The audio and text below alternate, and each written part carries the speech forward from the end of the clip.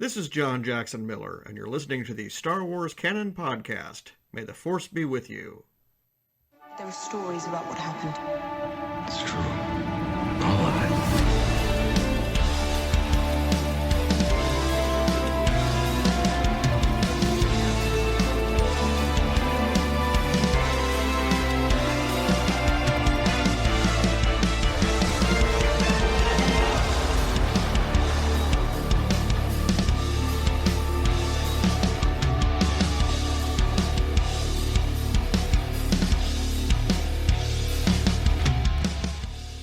Hello, everybody, and welcome to episode 53 of the Star Wars Canon Podcast. I'm your host in studio, Brian Miller, and I'm so glad you've decided to join us to talk about our favorite thing in the world, yet again, Star Wars. We've got a packed show for you this week, and joining me this week are the guys from the Marvelcast Podcast. Please welcome, first and foremost, Mr. Stephen Hall. How you doing, Stephen?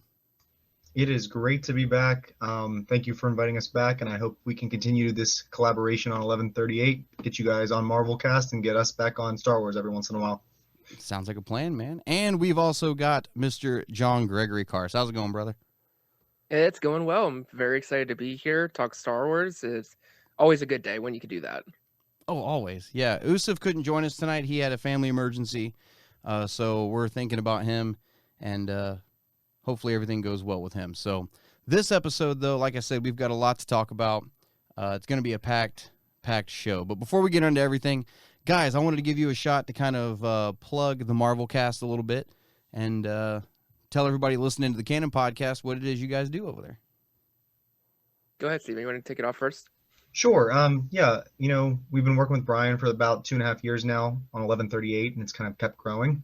And so we kind of bounced the idea around of, when we had some downtime with Star Wars, JG and I kind of took the ball and ran with focusing on another franchise that we really enjoy, which is Marvel. And so back last summer of 2021, around the time that Loki was airing, JG and I kind of jumped on the mic and we just started weekly discussions because there was so much content coming out. And we've been kind of going about 25 weeks strong with it. So we're excited to kind of keep going. We've got a lot of content coming out this year. And again, we're just really glad to be a part of this network. We've made a lot of great friends. And then Brian, thank you for bringing on this group a couple years ago. And JG, what else do you want to talk about with that? No, it's a fun show to come together and just talk weekly. Marvel, a little more so than Star Wars now, has had that relentless content schedule where we're almost getting new content almost weekly. We have a little breather right now before Moon Knight, but coming together to talk about the news, to talk about the content that we are getting weekly, it's just been refreshing and exciting, and it's been really great also to start to engage with the audience and such as well. No, you guys are doing a great job over there. I couldn't be happier with you guys. Really great show. You guys definitely need to go check that one out. Usually Star Wars fans are just geeks in general, so they like Marvel also. So if you guys are also Marvel fans, head over there and check that out. You guys ain't going to be disappointed. Really, really good stuff over there. So also for the Star Wars Canon Podcast, I wanted to bring up patreon.com/1138 Productions. We are starting to get some Patreon content up over there. Mainly right now it's reaction videos, full reaction videos for Book of Boba Fett. I haven't put up the last episode just yet. But I'll get them up here in the next day or two. But head on over there and check that out. We'd sure appreciate any support there. And also, if you guys are tired of listening in on Anchor, or if you're tired of listening on Apple Podcasts or wherever it is you're listening, head on over to 1138productions.com. Every one of our shows is there, updated every time we upload a show, so you guys won't miss one there. And I'm actually working on the Canon timeline again, getting it put back together. It's under construction. And then I think I'm going to try to sit down with you guys and do one for Marvel as well, a full timeline of everything, and try to throw that on there as well. So, mouthful. With all that out of the way, let's get into what it is we are excited to talk about tonight. So, two really big topics this week. First off, the Book of Boba Fett just wrapped up this week. Series finale. We're recording this on Thursday, so the series finale was last night. And I wanted to give these guys a shot to talk about it and kind of get their thoughts, because before we started recording, I found out one of us loved it, one of us is on the fence, and one of us just really couldn't care less. So, Steven, do you want to go first on this one and kind of give us your thoughts on the Book of Boba Fett, the not just the finale, but the series in general also? Yeah, I will. So I guess by putting me on the spot, I guess I'm the Bendu in this situation. I'm the one in the middle. We've got the dark side, we got the light side. I'm the Bendu. Yeah, overall, I really enjoyed Boba Fett. Um, the finale, not so much. I think, I went in with such high expectations that after the last two episodes, and maybe that's a testament to just how strong, my feelings are for the Mandalorian, which, I've known Boba Fett my whole life. I've known the Mandalorian for 2 years. And in those 2 years, in only 16 episodes, 16 hours of content, I've fallen in love with that character and that storyline and the side characters. So I think that's a real testament that, the Mandalorian 2.5 that we got from the last two episodes really just solidified just how good things are with that show, and I can't wait for it to come back. Now, that being said, I would probably still give the Book of Boba Fett overall maybe like a B plus, and I wanted it to be an AA plus. That's what I want for all Star Wars content. And, in my friend group, I'm usually the guy that's the more positive on everything that Disney, Marvel, Star Wars puts out. Like when it comes to the sequels, I'm the one that enjoys them, and I kind of have to argue and show why I do enjoy them. But with this was one of the first pieces of Star Wars content that I really had a hard time saying much about that was positive, just because I think we went in with such high expectations. We were hoping for a lot of different cameos and surprises like the previous episodes, and we just didn't get it. So that's kind of my initial take, and I'd love to hear what you guys think adding on to that. JG? Yeah, so I swing, I guess, a little bit more to the light side here. Overall, I really did enjoy this series a lot more than I was expecting to. I was going in with the mindset of, why do we need this? Why is this a thing? But it's Star Wars, so I'm gonna watch it. And so the first 3 episodes or so, which were pretty rough for a lot of people, I actually was really digging it a lot. I really love the risks that they took and the different elements of storytelling. While it was very unconventional, it kind of forced us as Star Wars fans to kind of, break away from our expectations. We're so used to stories being told in a certain way. And the team behind the Book of Boba Fett said, no, screw that. We're going to tell the story how we feel we should tell the story. And then we get to those special episodes 5 and 6, which arguably 6 is the best 47 minutes of Star Wars, like straight Star Wars. It's unreal what we got in that episode alone. And then to get to the finale, which I don't hate the finale. I don't love the finale. It's satisfying for me. It's the best way that I can explain it, where I feel that it did what it had to do, nothing more and nothing less. Would I have loved to have more surprises and crazy moments? Yes. But I feel for what the show was accomplishing in the story of Boba, I think it did what it needed to do, and I think it landed it. A little rocky, but it landed it. So I'm the dark side. I like the way you said, JG, you went into it like, why do we need this? And then you ended up loving it. I'm the complete opposite. I was like, yes, we're getting Boba Fett. And now I'm like, why did we need that? Like, we didn't need any of it. I feel like the show itself, it was a fun show, but I hated the finale. I don't like the finale at all. And it maybe it has something to do with, how spoiled like what you guys said about how spoiled we were with episodes 5 and 6, but that right there should tell you everything you need to know about this series. The best episodes were 5 and 6, and it didn't even have Boba Fett in it. I mean, the best parts of the show didn't even have Boba. I mean, he was standing there in episode 6, but he never said a word. He basically cameoed his own show, and everything I wanted to see was in the first episode. Him getting out of the Sarlacc pit, how he survived it, and everything, and that. Cool, fulfilled after that, and the rest of it was really cool. I really didn't like episode 3 at all. With the Mos Espa Vespas, the moped gang of Mos Espa. Wasn't a big fan of them. Kirsty really liked what was her name, Dresh, because Dresh was basically Kirsty with the denim jacket with the buttons, and that's basically Kirsty. So she and the eyeliner. She was like, "That's me in my 20s." I'm like, "You're right, it is." But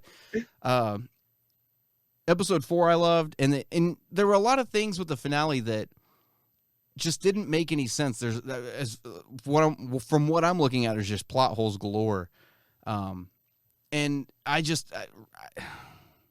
don't know. The best thing about this series, the only thing that I can really walk away from it and go, oh my God, that's something new that I'd never had before, was Cad Bane.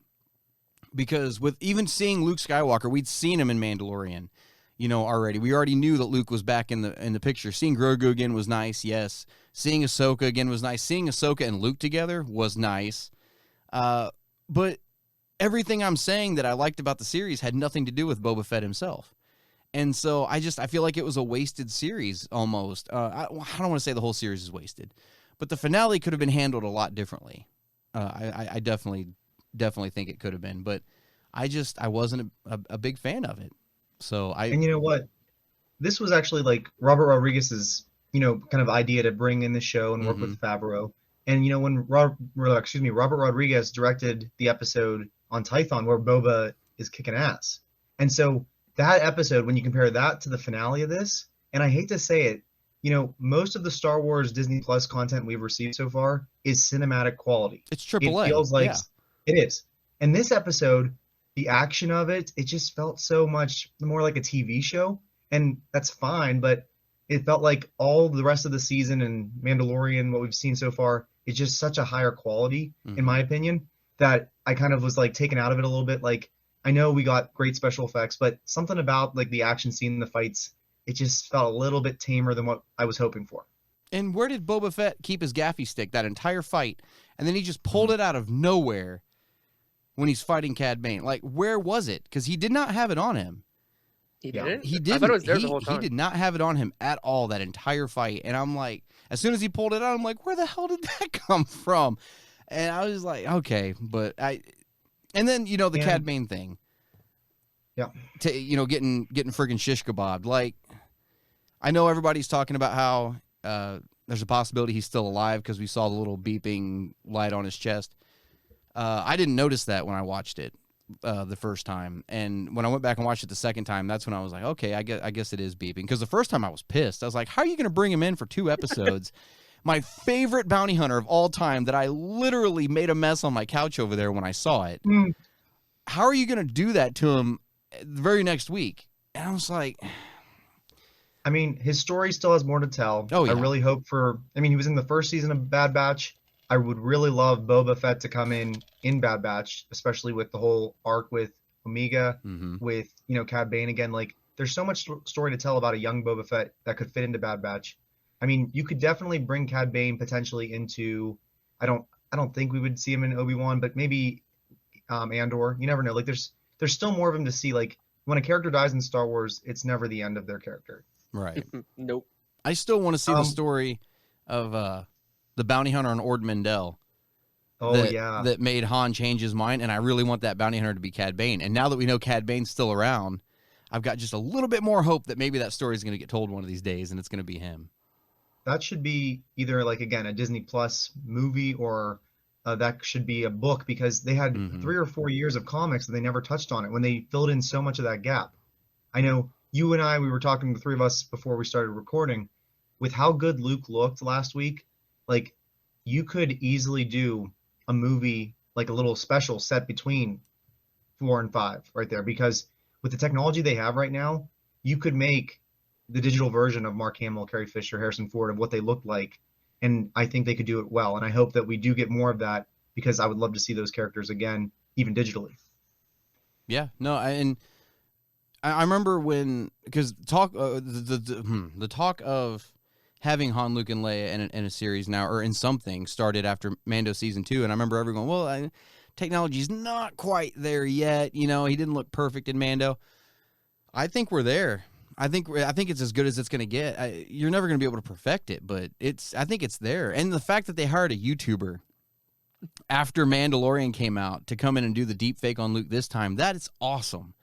It looked so good, but again, we're going back to the stuff that had nothing to do with Boba Fett, And then at the end of the finale, Boba's like, "Oh, maybe we're not cut out for this." Then why did you just spend 6-7 episodes starting a war in Mos Espa that killed how many people and did how much property damage, and now you're just going to walk away? I don't know. It just seemed like at the end of it, everybody was like, because at the end of it, Black K is eating that piece of fruit, and Fennec's like, "Are you going to share?" And the camera pans up, and then it's like, "Oh, happy, everybody learned a lesson, and we're all happy-go-lucky, everything turned out okay." And it's like, what was the point of the whole thing then, if he's just going to walk away? Where do you guys think we're going to see Boba Fett's story go next? Do you see it as a second season? Do you see Boba Fett joining the cast of The Mandalorian again and maybe going back to Mandalore with Din? Because they're both foundlings. I feel like they have that bond that we just saw them fight together. That's what Where I do you see want to see Boba's arc go from here? I think he's going to Mandalore with Din Djarin. That little conversation they had inside the sanctuary after it got blown out, when he's like, you buy into all that bantha fodder? And he's like, I do. And you're like, good. And, you know, I think there's something to that. I really do. I personally think Mandalore is going to be Grogu and Din's story, and whatever's going to happen with that and with Bo-Katan. I think we have yet to find out truly what Boba's going to be after, but I think it's going to play something to do with the Bad Batch, because I don't think it's unintentional that they're doing this Bad Batch show. I think it's and the fact that we have Fennec in that show, we even had Cad Bane, and the fact that it literally have name dropped Boba as well. I think it's super intentional, and then we know at least we're getting a season 2. I wouldn't be surprised if we get a season 3.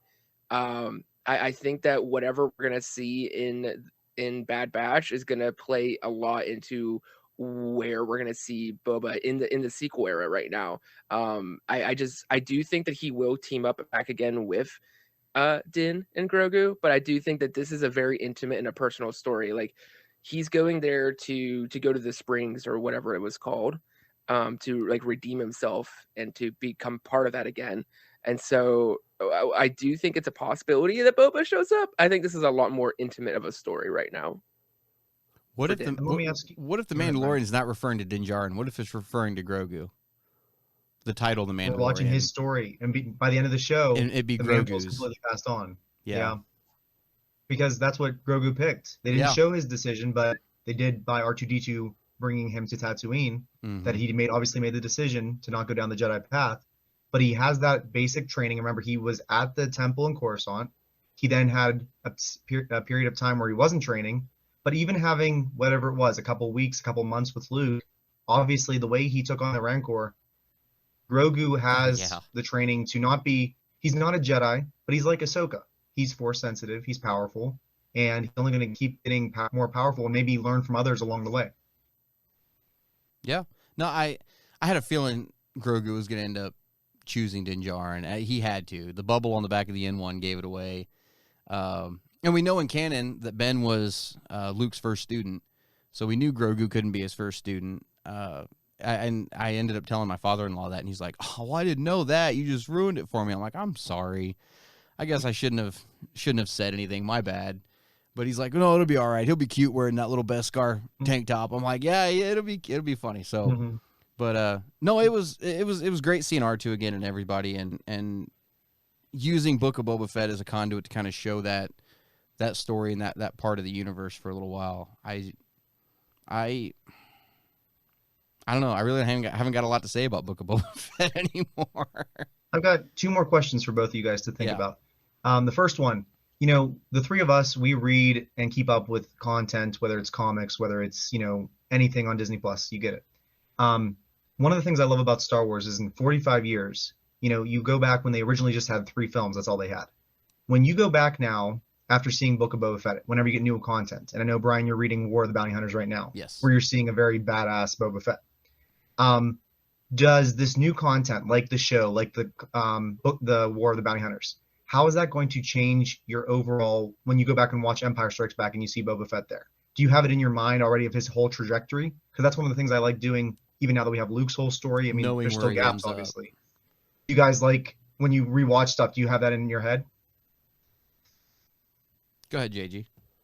Yeah, hands down. It's always, because that's what always adds that context, and so it's always so interesting, because even though he is different and very different, obviously characters change, people change. It's life, the events that we go through, the people we meet, it molds us. And so I do think it is also interesting though, because like you can add then these future story elements in and know that, oh, this is who he is now, but he's going to become something different. He's going to become, in his mind, something greater. So I think it's always in the back of your mind whenever you're watching the old stuff. Mm-hmm. Well, it's even like My father-in-law was rewatching all the Star Wars films in here the other day when I was working on editing, and he was watching Phantom Menace and seeing young Anakin even and knowing where he ends up in the long run. And it's like, God, it's weird to think about. That's the little kid that's inside the big black iron lung in the classic films. You know what I mean? So yeah, no, when you go back and watch Empire now and you see Boba there, yeah, it's weird knowing where he ends up. And I've seen a lot of people talk about how this isn't the Boba Fett from the classic trilogy. It's not. This is a Boba Fett that almost got killed doing what he was doing and had a life-altering, he had a come-to-Jesus moment and was like, do I want to keep doing this? And everything that happened with the Sand People kind of opening his eyes to what was going on, and he started getting these delusions of grandeur, you know what I mean? And just, yeah, no, obviously it's a different Boba Fett, and it's kind of cool to see that growth from what he was in Empire. Because, I mean, like, in Empire, he was just that, whatever the job is, I don't care. I'll work for both sides, whoever pays more, and then you look at characters like Cad Bane on the other side. He's just the same all the way through. You know what I mean? So Boba did have that life-altering experience with the Sarlacc. And I think that was the, what's the word I'm looking for? The Nexus event. Is that what they use in Loki?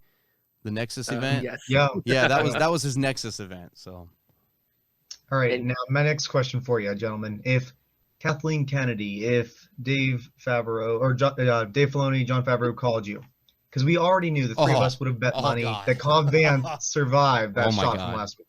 So here's my question. We get rid of that mid-credit scene that really had no reason to even be there because, again, it wasn't a shock. It wasn't a surprise. It wasn't worthy of a mid-credit scene, in my opinion.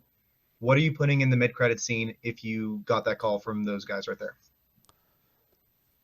Because I've got an answer. Can I share mine? Yes. Okay. If I'm in charge of the Book of Boba Fett, we have the Pike Syndicate for 7 weeks on Tatooine. But is there someone pulling the strings? Because right now, Brian's reading the War of the Bounty Hunters. Who's pulling the strings there? Crimson Dawn. Kira. Yeah. Crimson Dawn. And there's so much potential there with her. Like, all you needed was an older, aged-up Emilia Clarke, one quick scene almost to mirror the scene of Darth Maul back from Solo.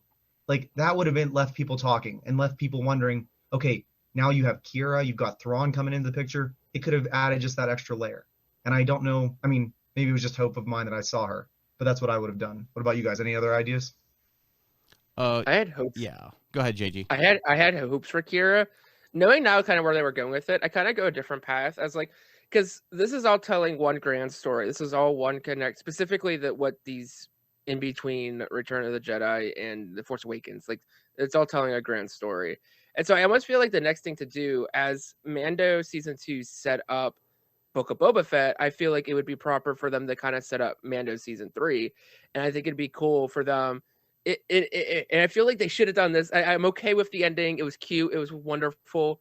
It's going to sell. We're going to have toys with Grogu in the back seat. It's going to be great. But what if in the post-credit scene, that scene continues, but then as they fly up, they're flying up to a broken, destroyed Mandalore, and it ends there. And it's like the story will continue in Mando season 3. That's how I think even marketing wise, it would have been good. Oh God, yeah, because seeing Mandalore get nuked was heartbreaking. God, no, I like the Crimson Dawn stuff. I love the idea of Kira coming into it, especially with the War of the Bounty Hunter stuff. I love setting up Mandalorian season 3. But since you guys said those, I'll take a different route because I do agree with both of you. I would have liked to have seen just a tease of the Chimera and just hearing Thrawn's voice. You don't even have to see him, but just know he's there. Maybe see him from behind, see the blue neck underneath the collar, and just hear his voice. But him staring out of a Star Destroyer bridge viewport. You know what I mean? And you see the camera coming up behind it, and maybe getting news of something that happened on Tatooine, of a syndicate war going on, because there's no Empire at this point. We don't know where Thrawn's at, because the Ahsoka series is going to be her going to hunt down Thrawn. I think we all know that. And maybe he gets news of Luke Skywalker and he remembers the name Skywalker, or Ahsoka finds it. And maybe I don't know, just something with Thrawn to tease Thrawn. I would have loved that because we know he's coming eventually. And I think that would have really, I think it would have made everybody forget about the mediocrity of the finale of Boba Fett and go, okay, but what about that mid-credit scene? Like, holy crap. So I would have done something along those lines.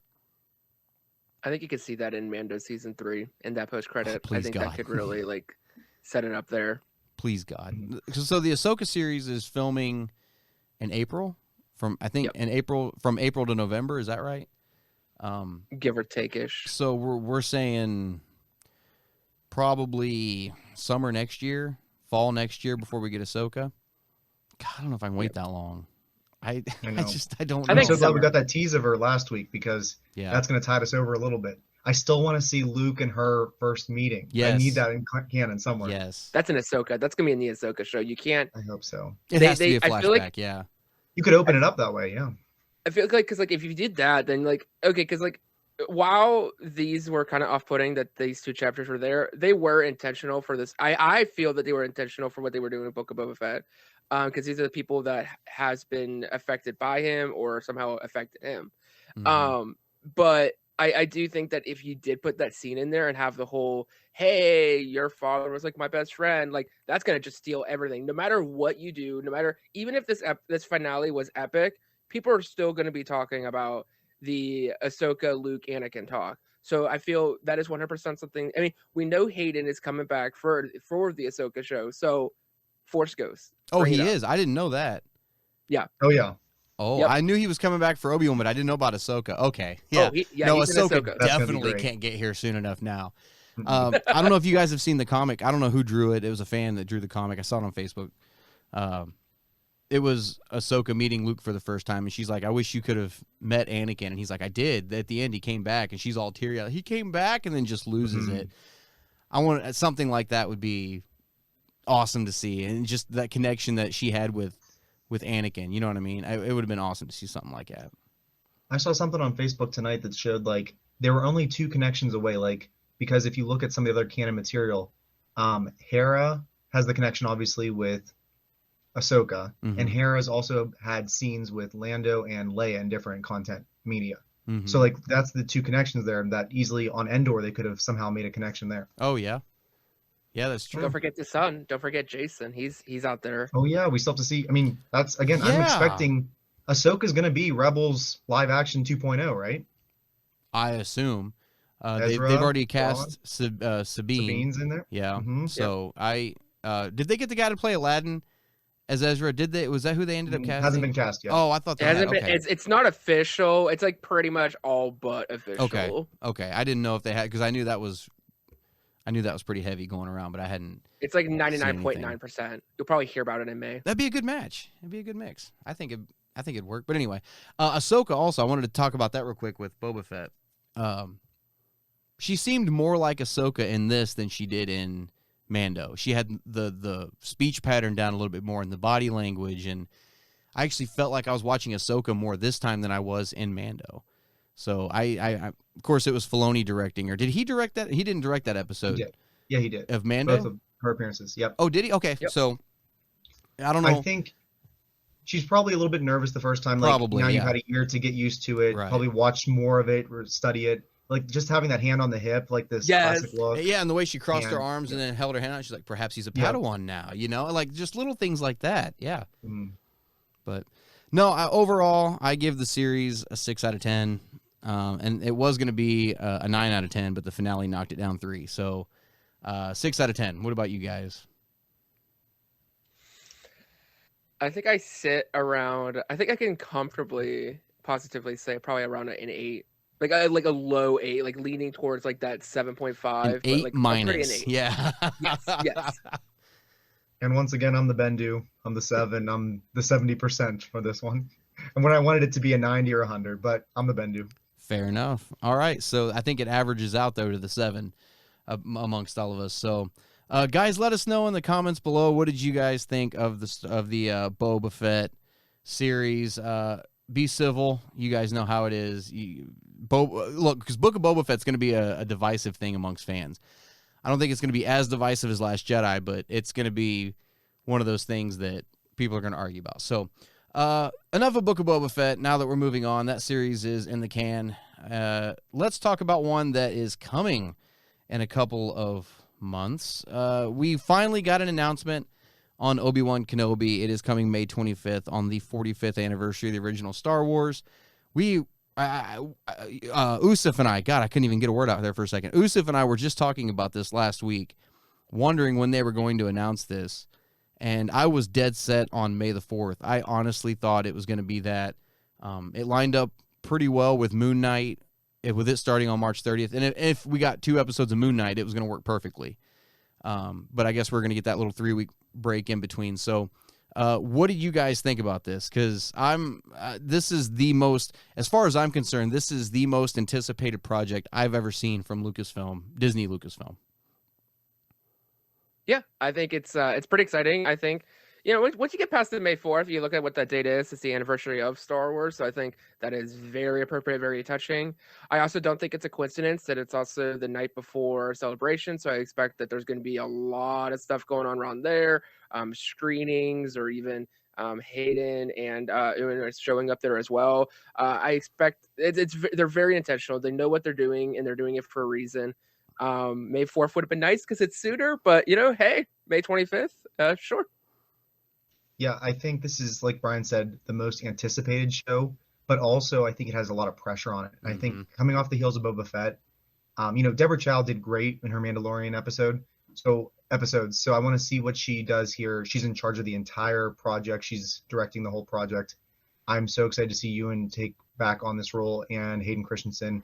I cannot wait to see them back on screen together.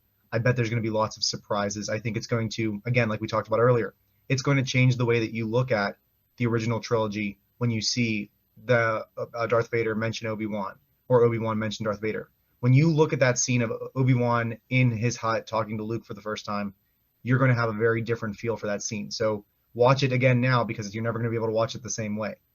Are we expecting a trailer this Sunday for the Super Bowl? Yes. Yeah. I'm giving it a definitive yes.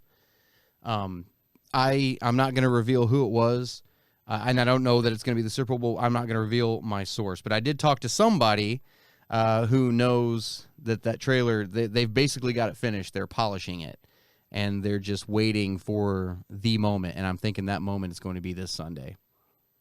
What do you expect to see in it? Not much. I don't think it's going to be a lot at all. 30 seconds. And you're not even going to see Vader. You're probably going to hear his breathing, but you're not going to see him. I think it's going to be, well, God, no, I was going to say reminiscent of the first trailer for Revenge of the Sith, but you saw Vader full on in that. Rogue One, I guess more like a Rogue One kind of thing with Vader. Just kind of quick little glimpse, maybe, if we're lucky. I don't know. We're still, oh, God, we're not that far out from it, though, are we? We're only, 2 months out? Something like that. So 3 months out. I don't think it's going to be a whole lot. Is it a 6 or 8 episode? I can't remember. 6. They said it's 6 1-hour episodes. So are you expecting maybe the first and the 6th on Tatooine and the rest off? What do you expect, like, where we're going to go with this show? They did. What article was I reading? Star Wars Newsnet. They did go on to say that it's going to be a planet spanning thing. He's going from planet to planet. Obi-Wan is, and he comes across Vader again. Probably the whole first episode is going to be Tatooine, and I think the big fight with Vader is going to be the last episode. It's going to be the big climax of the series. Where do you think that's going to be, Mustafar? Oh, that'd be a little on the nose, wouldn't it? I don't know. Honestly, I don't care where it is. I don't care if it's in my backyard. Episode. I don't care if it's in a park with a bunch of kids and younglings. It's just going to be badass. Just picturing it in your head. And again, it has a lot of hype to live up to. But we just said that last week's Mandalorian or Boba Fett was the best 45 minutes. This is going to top it. Just the premise of it. Oh, Seeing these two back together. Absolutely. When I was reading the article, when I got to the part where it said you're gonna have he's coming across Darth Vader again, I got chills, and I'm just thinking of Ewan McGregor fighting Darth Vader, because like you were saying earlier, there were lines that were said in the classic trilogy that kind of make this a necessity, make them coming face to face again a necessity. Yeah, you can interpret them as their final battle on Mustafar, but there's a lot of things. How did Obi-Wan know that Vader was more machine than man now? He didn't. How did how does he know that? Well, obviously he cut his arms and legs off. But how does he know he's more machine than man? Why is Vader saying Obi-Wan once thought as you did? Because Obi-Wan never turned to Anakin and just said, I know they're still good in you. He was just trying to tell him how wrong it was, and that went against everything what the prophecy of him said. And Luke was sitting there saying, I can feel the conflict in you. I know they're still good in you. And he's like, Obi-Wan once thought as you did. So there's going to be a lot of Obi-Wan trying to convince Vader, hey, this is still not too late. You can still turn away from this path. And I'm excited for it. The thing I'm really excited for, though, is they cast the Grand Inquisitor. Yes. I can't remember what his name is. That's going to bug me. Something Friend. I can't think of his name off the top of my head. But to see him, I'm going to lose my mind. Just to see Inquisitors in general. I can't wait. I think something else that's really interesting that could play into this is even more so now, in my opinion, is on May 10th. That's when we're getting the Brotherhood book. So I would not be surprised if an event in that book or even a planet is somehow significant and referenced in the show. That'd be cool. You're right. And we're getting the Obi-Wan comic in May. The old Ben Kenobi. We're getting that in May also. So yeah, I'm hoping the novel ties into it somehow. That's going to be awesome. But yeah, no, we finally got the announcement, and you guys do think we're getting a trailer on Sunday though? Yes. I do, and I'm hoping. Yeah, I don't want to give it a lot away, but we need to have some type of teaser to get people hyped up, and everyone watches the Super Bowl. So, hey, I did see one rumor. It was more of a fan casting, I guess. Let me know what you guys think about it. Okay. We know that Kumail Nanjiani from comedian and from The Eternals is going to be in Obi-Wan, and they put his picture right next to Quinlan Vos, who again could potentially be out there. Ooh. And they looked like with the dreadlocks, he could take on that role. Do you think? Is there a possibility we could get him as Quinlan, or is that just fan cast? Would you want that? You Would know you want what? Quinlan in it? I'm pretty sure he survived too, because I think it was the second Vader run, what I call year one Vader, the Dark Lord of the Sith run. There was a list of Jedi, and I'm pretty sure Quinlan Voss's name was on there. Ahsoka's name was on there. Yoda was on there. Jocasta Nu was on there for a minute. But I'm pretty sure Quinlan Vos was on there. It was.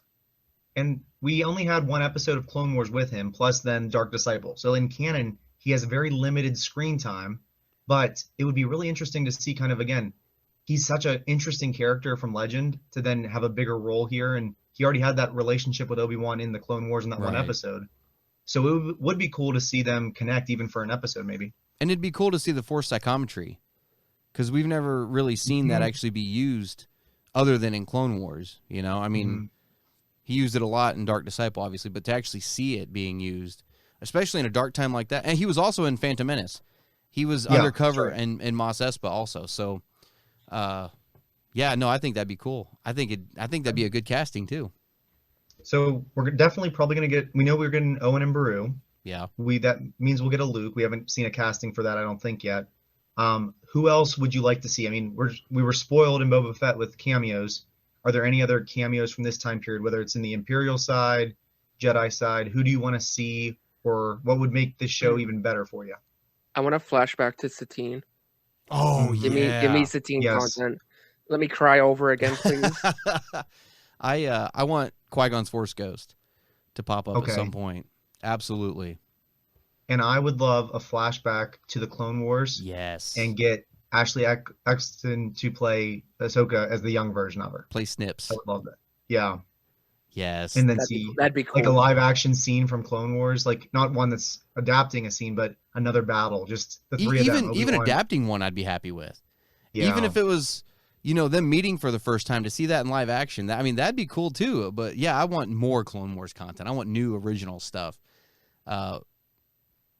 Yeah, that'd be cool. Do you think Maul will play a role at all? Because I'm trying to think timeline-wise, Maul's still alive, but Maul really is. The confrontation till in Rebels, right? Did that already happen at this point? No, this is 10 years after Revenge of the Sith, so Maul would still be kicking.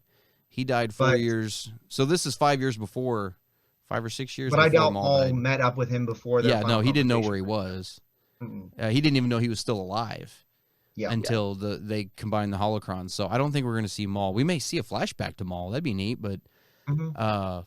I don't think we're going to see Maul at all. It's only 6 episodes and it's a limited series, so I'm sure they're going to try to rein it in some, while at the same time still giving us everything we want. So Are you expecting like a little bit of Vader each episode till the big finale, or Yes. do you think it's really an Obi-Wan and Vader show? JG, what do you think? Oh, that's actually interesting. I feel like you save it, and I feel you tease it. You hear mentions, you hear about like a shadow, just different things like that. Kind of like how people like you've heard it like mentioned in Star Wars before by like people, and eventually until like right before the big episode, you get that actual reveal. Maybe like you get a behind the corner shot of him or something, just a little nibble before the main appetizer. But I don't think you're gonna see it every episode. You'll see Hayden. You're gonna get Hayden flashbacks and all that good stuff. I don't think you're gonna see Vader though. You're gonna hear about a shadow. You're gonna hear about a dark menace, things like that. I'm hoping Obi-Wan is sitting in his little hovel one day, and he's got the HoloNet pulled up, because who's going to live as a hermit that long without the internet? I wouldn't be able to do it. So, he's got internet in his house. He's going to be sitting there watching. He's going to see these holograms of Palpatine, of the hooded Palpatine, where he's not showing his face, because they never showed his face. They always did the young Palpatine before his deformation as the propaganda stuff. But see him with his hood up, and he's going to see this Darth. He's going to see Vader standing behind him and not know that it's Anakin at first. You know what I mean? I mean, it's possible. I mean, they're not going to sit there and call him Darth Vader on the HoloNet, because remember, Darth Vader was a legend. Nobody even knew if he existed or not. So it's not like they're broadcasting his name out or anything. And maybe he sees him and he's like, oh, because he thought Anakin was dead. He thought he left him for dead on Mustafar. He's going to say, think Palpatine got a new apprentice. And so he's going to start hunting this guy down. And that's what he's doing. And he's going to find out at some point that it is Anakin. And I think at first you're not going to see any Vader. And then like by the second or third episode, a little bit here and there. Fourth episode, you're going to see more of him. Fifth episode, you're going to see a lot. And then sixth episode is when shit goes down. I personally see it happening that way. But I think I do. The one thing I want out of this series more than anything is watching the horror on Obi-Wan's face when he finds out that Anakin is still alive and he's existing in this black iron lung, and that he's going to blame himself for it. Not only for his turn to the dark side, but because of his physical anguish too. He should have had the gall to finish the job then. I'm over the moon for this. And I'm hoping, I know we're going to see scenes of Qui-Gon trying to tell Obi-Wan he is the chosen one. He still is, because Obi-Wan didn't believe it anymore. Because he told Maul in Rebels, Luke's the chosen one. Yep. So, this is going to be a deep series. It's going to be deep. I want to see him put the lightsaber in the box where we see it in A New Hope. I think that'd be another really cool thing that we get to see. Right at the end of the Which series. is a nice little touch. Yeah. Oh, God. I can't wait. It's going to be amazing. We don't have long to wait either, man. Like, it's coming. Like, 3 months from now, we'll be counting down 2 more weeks. And you know what sucks? I want to be in Harvest when this damn show comes out. And I'm just like, damn it. That's all right. I'll live. So, Obi-Wan Kenobi is coming out on May 25th. Cannot wait. I think that's the general consensus for everybody at this point. And, God, bring it on, man. All right, so enough of that for right now. We're already at the 43-minute mark for this show. Let's get into some mailbag questions. How do you guys get a question on the Star Wars Canon Podcast? It's easy. You simply email us at starwarscanonpodcast@gmail.com. Each week I'll go through and pick out a few. Because this has been a little bit of a longer episode, we had more to talk about. I only picked out a couple. But they're really good questions, so let's get into this. Question number 1 this week, and I'm sorry if I butcher y'all's names. I really do apologize. Question number 1 comes from Dave Camilleri. Do you guys think I got that right? Camilleri? Sure. I don't mean to insult anybody on their names. I'm no good with names. Dave says, "Hi guys. Firstly, welcome back. Big fan of the Canon Podcast. Been listening for a few years now, but this is my first time mailbagging. I look forward to your canon book and comic ranking videos each year and enjoyed your latest book ranking video. The High Republic is definitely set to dethrone Lost Stars. I thought I'd write in and see if you had heard the rumors of a supposed Shadows of the Empire live-action adaptation currently in the pipeline. I initially wrote them off as nothing more than Mike Zero-esque clickbait, but then it got me thinking about the possibility. As much as I loved Shadows of the Empire back in the day, and still do, I find this highly unlikely as new canon material has come out, which makes the return of Shadows of the Empire into canon less possible. I know that Dash Rendar and Prince Shizor have been name-dropped into the canon, but I live in hope that we get to see them adapted into a live-action or animated story in the not-too-distant future. I'm very keen to hear your thoughts. Keep up the good work. Cheers from Australia. Thanks for the question, Dave.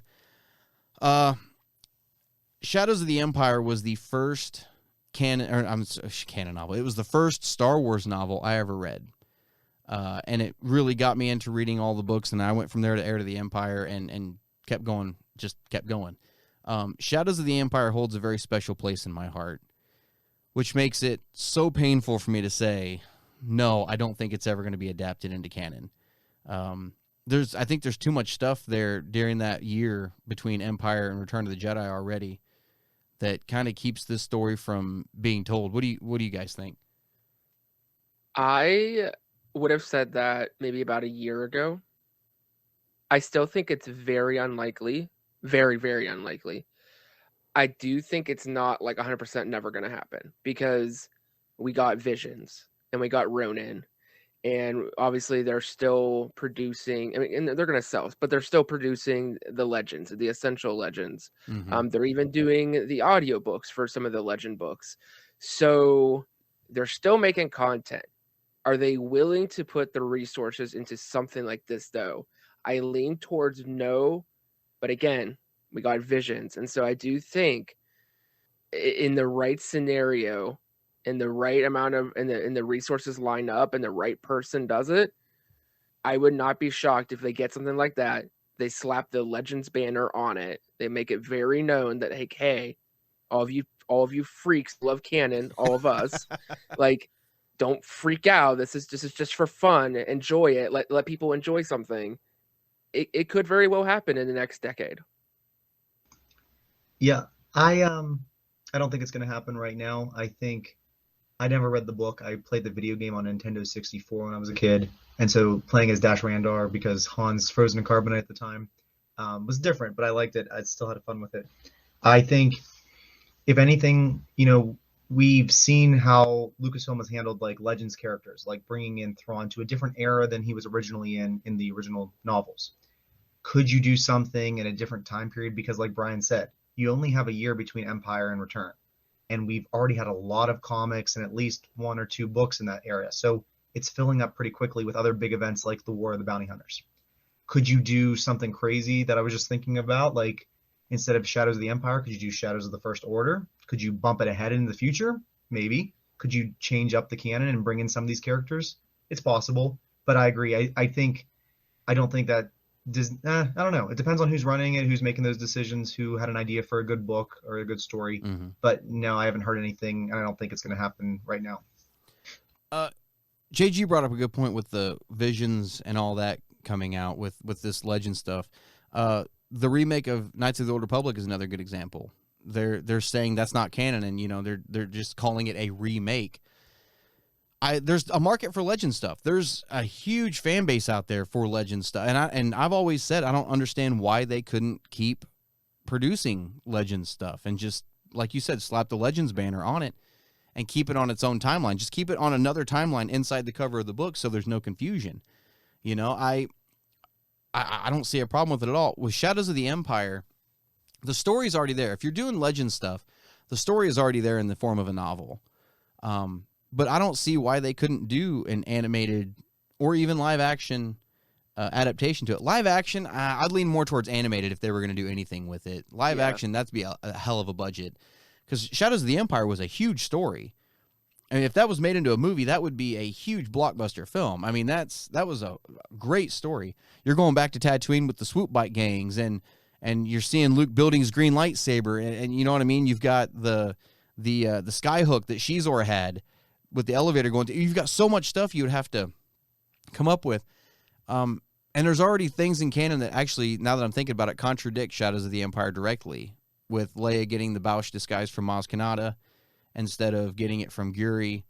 in Shadows of the Empire. So you could probably rework it and fit it in there somewhere, but I don't see. I think it's on the back burner. If it's even in their pipeline somewhere, it's a very back.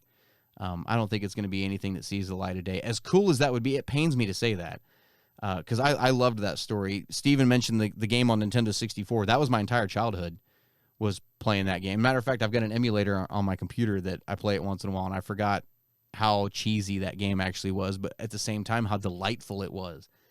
Didn't it also have like the book itself, like the whole initiative have like a soundtrack as well? It did. It had a whole line of action figures, toys, everything. I mean, that was when I bought my action figure when I was a kid. When I got my action figure of Leia in the bounty hunter disguise, it was a Shadows of the Empire action figure. It wasn't an actual Power of the Force one. It was a Shadows of the Empire one. And they did some other weird stuff too, like Luke in a Royal Guard disguise that looked nothing like a Royal Guard.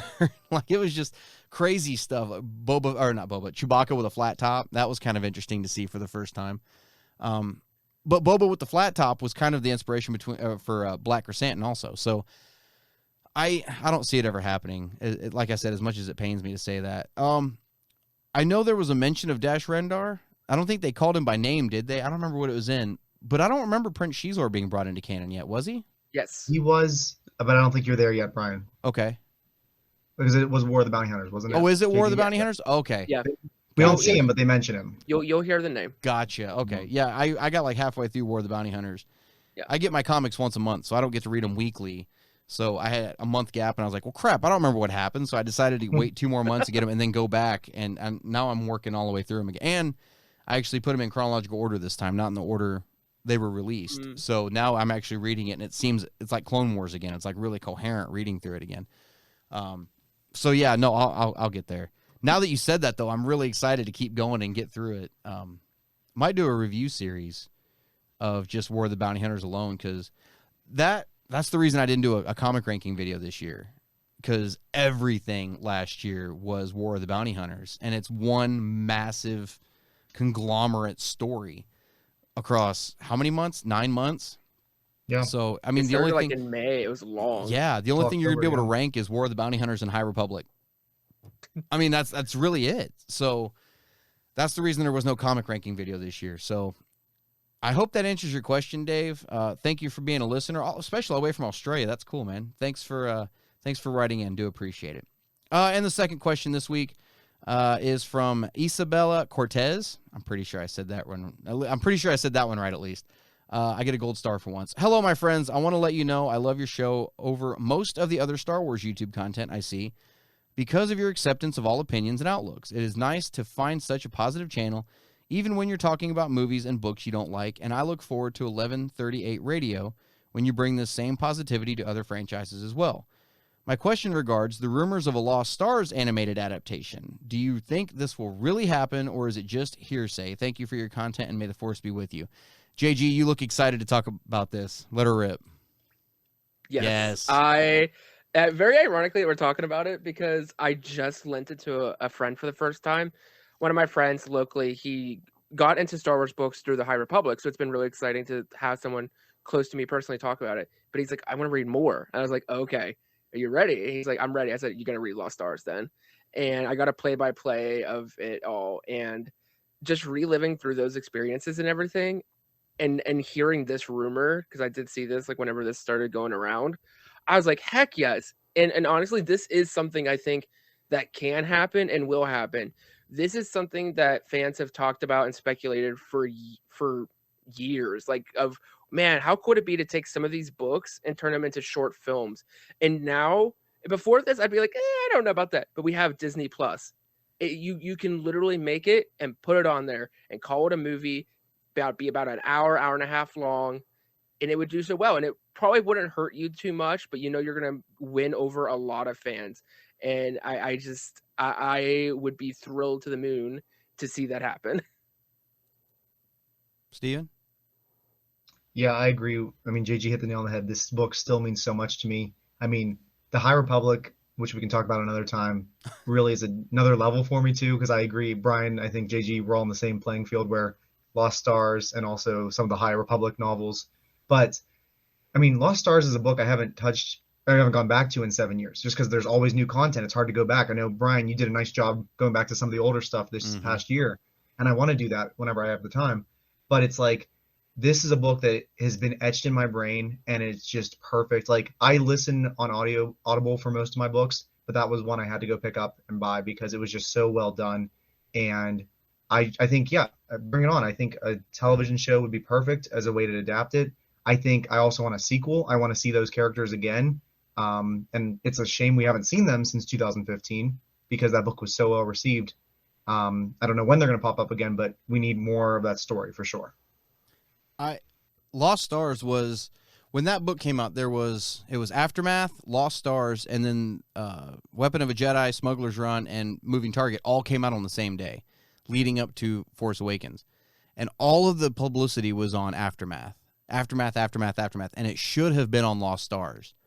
Lost Stars it's still my number one novel. It's I don't want to say where it falls on the ranking yet because that's a year away still, but I'm going to go ahead and say it. I finished The Fallen Star, and it's like right there with Lost Stars, but it didn't overcome it. So Lost Stars is still, it hasn't been beaten yet. It's been tied with, but it hasn't been beaten yet. So it's still number one.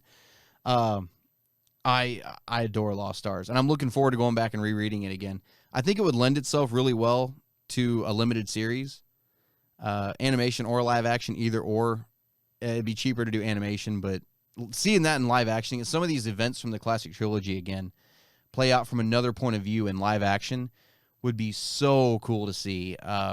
Knowing like Sienna being there when they're getting ready to shoot the escape pod out, and he's like, no, there's no life forms. They must have short circuited. She was sitting right there, like to see that and to see, was it her? It was her and another guy that disabled the Falcon on Endor or on Bespin, wasn't it? Would be so cool to see that in live action. I think it would lend itself really well. And I saw the reports about it, and I'm hoping that they, even if it's just animated, I want to see this because this is, like you guys said, for 6 years running now, it's been number one in a lot of people's minds. It's hard to beat Lost Stars. I'm hoping someday they do because that just means that we're getting awesome Star Wars stuff, but it's really hard to beat Lost Stars. And JG, you were talking about doing adaptations. Not everybody has the time to sit down and read these books.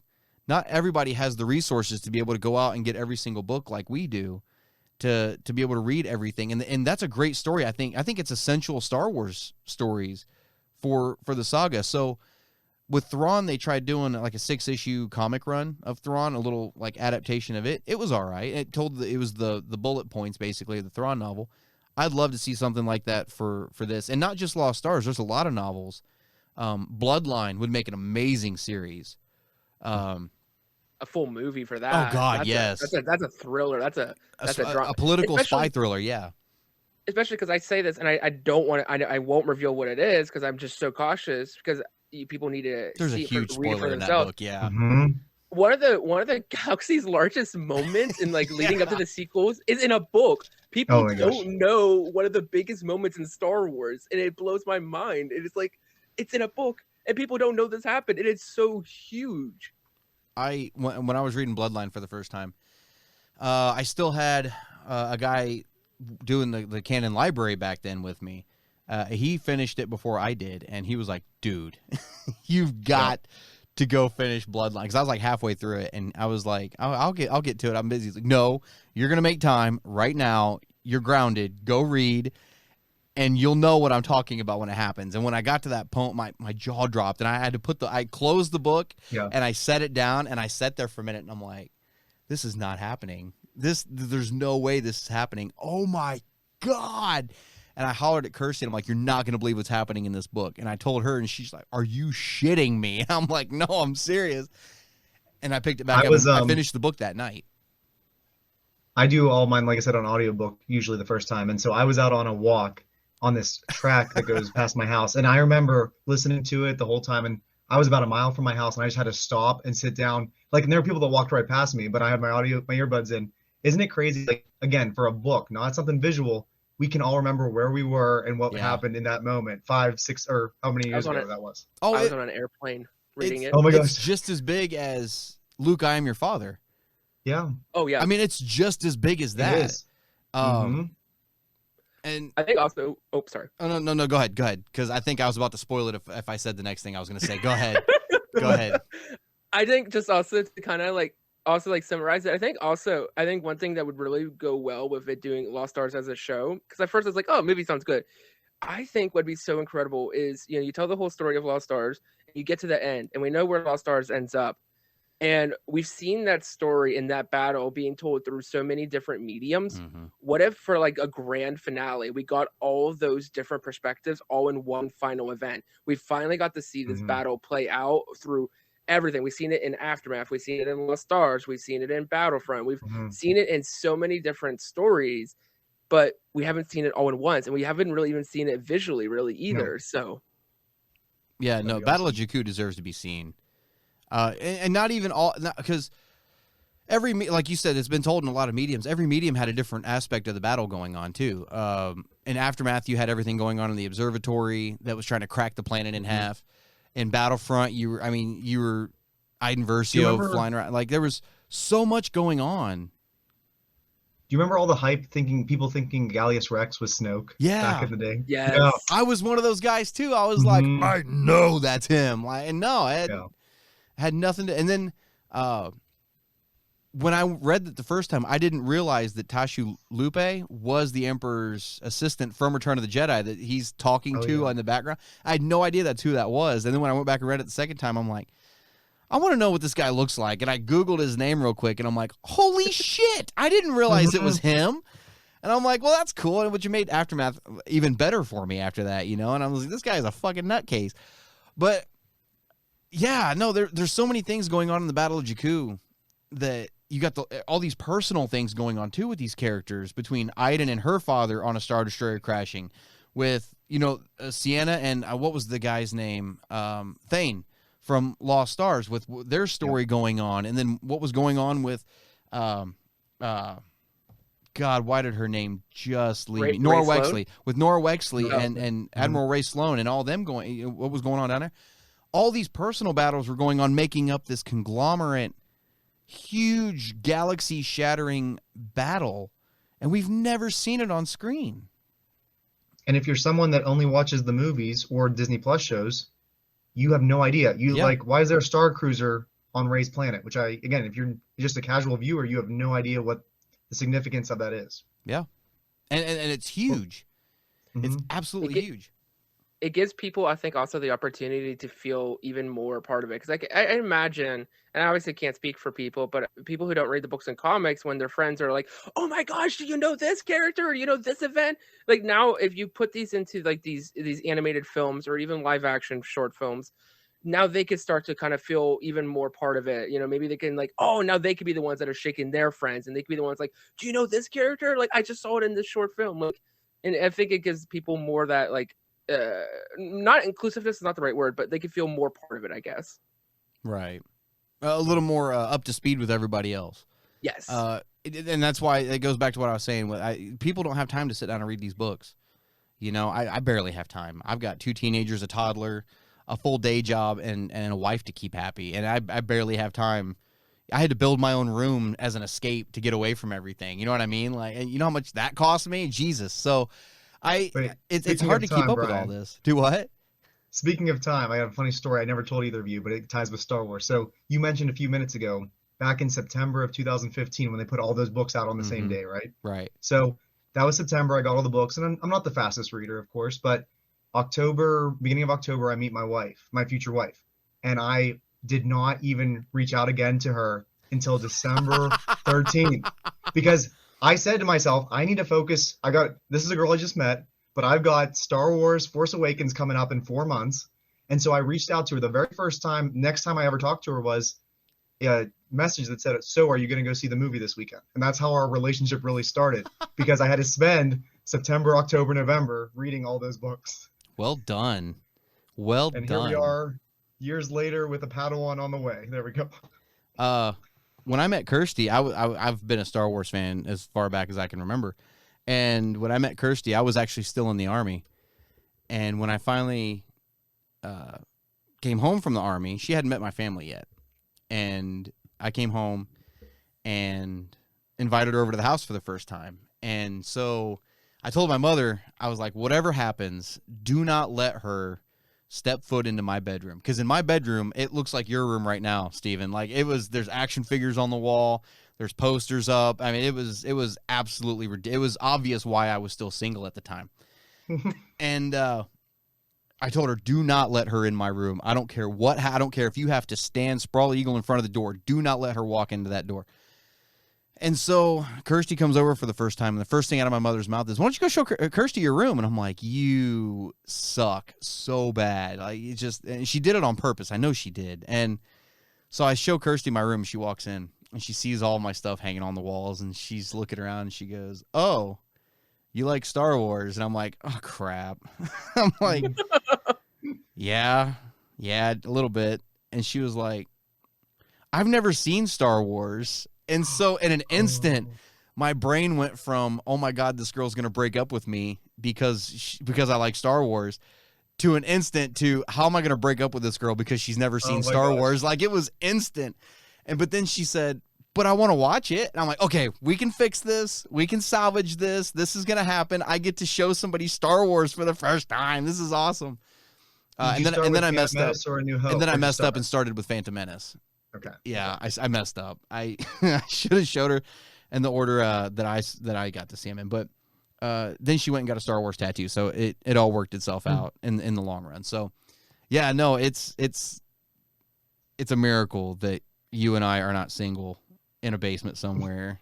Yeah, we're lucky, man. We are. We're very, very lucky. So. But I think that's going to do it for this week. We had quite a bit to talk about. We're just over an hour, so we're right there in that sweet spot. Guys, you got anything else you want to say before we sign off and let the good people get back to what they were doing? Nothing I can think of. Thanks for having us, Brian. It's always so much fun to talk Star Wars, and obviously catch us talking Marvel weekly.